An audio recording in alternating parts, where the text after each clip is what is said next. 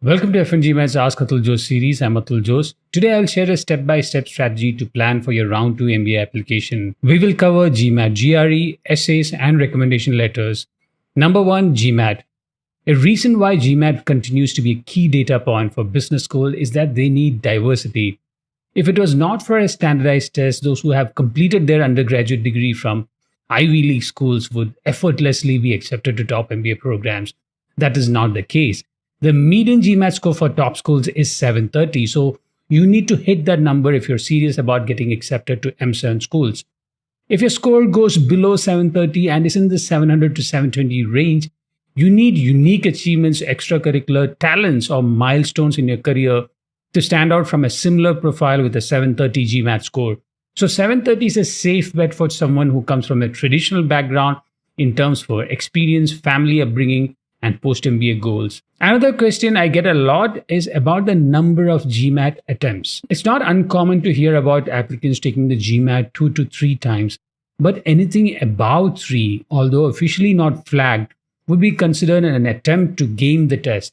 If the attempts are more than 3, I would definitely offer an explanation in the optional MBA application essay. Another important point you must keep in mind while preparing for the GMAT is targeting a balanced score or conforming to your stereotype. Let's say you're from a finance or engineering background. There are certain expectations about your quant skills. If your quant score falls below 47, there are definitely some concerns, and for non-native English speakers, a verbal score below 40 is also a cause of concern. So don't blindly follow the total median score.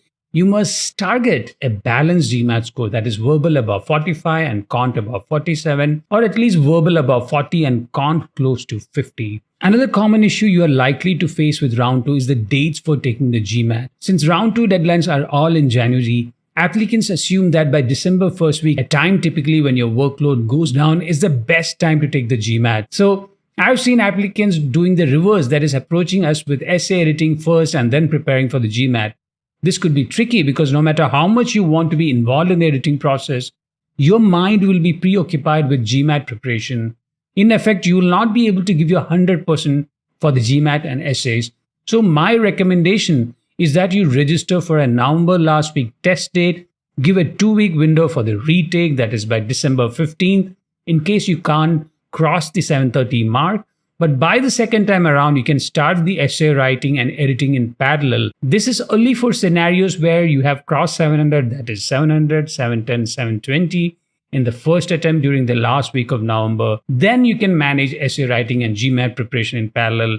Because to push your score from 700 to 730, it's almost always about perfecting your speed. Another big misconception is that with a high GMAT score, you are likely to get accepted to all top schools. This is certainly not true. There are applicants from quant-focused careers who do exceptionally well in standardized tests, but don't have the experience or didn't cross the milestones that would offer great value to an MBA class. And the admissions team is not going to compromise on peer-to-peer learning just because you cracked GMAT with a 730 or 750 score. So GMAT is important, but not the only criterion by which you are evaluated. How about GRE? The biggest evidence that GRE is being accepted as a viable alternative to GMAT is the FAQ pages at Stanford and Harvard's full-time MBA program. I can assure you that this was not the case 5 or even 10 years back. GRE was not widely accepted because from the school's perspective, the tests were different in unique ways. The GRE more or less felt like a continuation of your academic performance in college, and GMAT looked more oriented towards speed and agility or thinking on the feet that typically is required in a high-stress professional environment. But schools now have other means to evaluate the applicant rather than completely relying on the GMAT score. So after 2 attempts, if your GMAT score is not improving by 20 to 50 points, or the mock test more or less give you a score in the 650 to 670 range, you should explore the GRE test. Or if you're a master's student with some experience who is now considering an MBA, your GRE score would be good enough if it has been taken within the past 5 years from the admit date. And I've seen clients who struggle with GMAT getting amazing scores on GRE. Maybe some applicants can't crack the GMAT. That doesn't mean they are not competent to get into a top MBA program.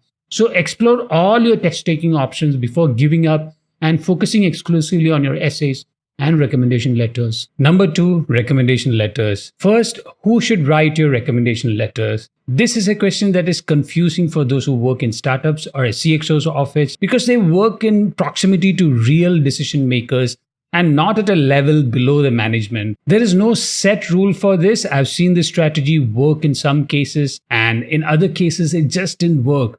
The scenario where it didn't work was when the CXO didn't put in the time or effort to understand the strategy of the applicant. So what we do at FNGMAT is that I brainstorm with the applicant and create a guideline document for the supervisor that captures key milestones of the applicant and summarizes the traits that business schools value for the application. This is fair during round one, and depending on the industry the CXO is in. It also depends on the timeline of the request. Most CXO put in the effort to write a letter that captures the essence of the applicant's unique personality. But for round two, where your Christmas vacation is around the corner, it could be a little tricky. Most of the world had a long 2 years of COVID, and this winter especially will be a time when many will be traveling. So it's all about reaching out to the supervisor in a timely manner.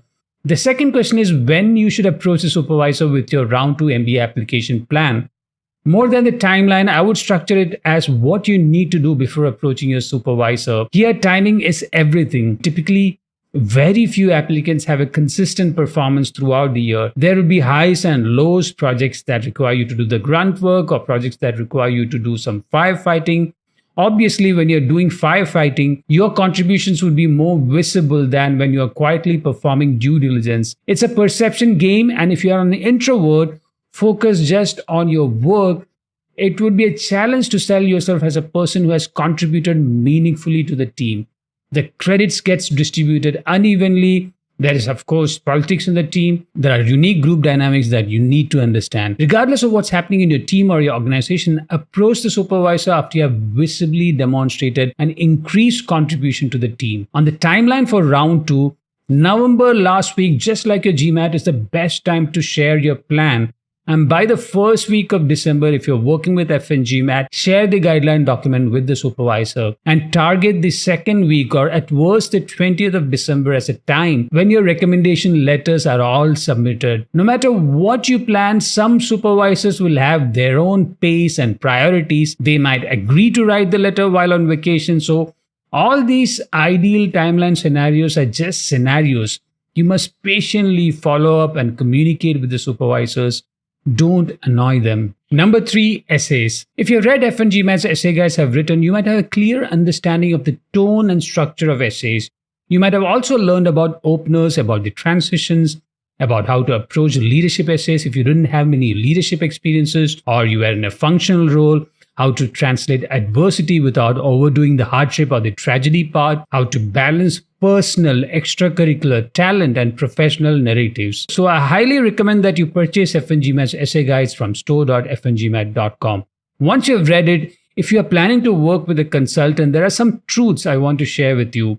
First, once you read books on writing and read FNGMAT's essay guide, you should assess your own writing because how you work with a consultant will be determined by how you write essays. When you communicate with your team or your supervisors, the goal is to convey the message in the most succinct manner with emotions often never shared in an email.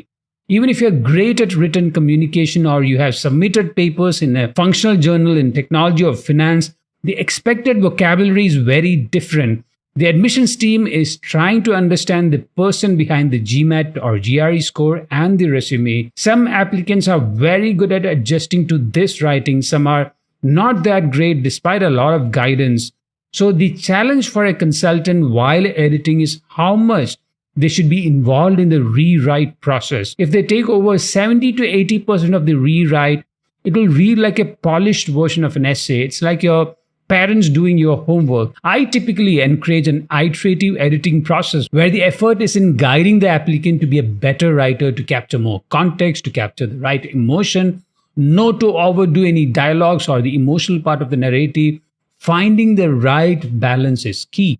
The earlier you start writing the drafts, the more you will get the opportunity to play with themes, ideas, transitions, and narratives. The closer you are to the deadline, you will go with a lot of assumptions about what works and what doesn't work. So your expressions are artificially limited when the deadline is near. And even for consultants and editors who write and edit on a daily basis, it's a challenge to come up with unique phrases that are similar to how the applicant writes. It shouldn't look like a version that a consultant wrote. For authentic writing, I would suggest that you at least write the first version freely without any preconception about how an essay should be. Then read FNGMAT's essay guides or books on writing and then refine it further. Your version, without the knowledge of how an essay should be, would include phrases that are truly unique and represent how you think and talk. It's not that all the lines in an essay should sound unique, but even if 15 to 20% of the phrase used in an essay is different from a typical polished essay, you will stand out. The best way to find a consultant who can represent your voice is by reading their work. If you want to see how I write essays, you can purchase FNGMAT's essay guides at store.fngmat.com. There are a lot of previews of the sample essays that I've offered for free at fngmat.com/sample-mba-essays. Hope you got value from my tips. I'm Atul Jose. You can work with me by subscribing to FNGMAT's essay review service at store.fngmat.com/essay-review. The service includes resume editing, essay editing, and recommendation letter editing. If you need help just with the essays, you can subscribe to FNGMAT's essay editing service at store.fngmat.com/essay-editing. If you need help with just one essay, you can subscribe to FNGMAT's one essay editing service at store.fngmat.com/one-essay-editing. I'm Atul Jose. See you in the next FNGMAT's Ask Atul Jose series.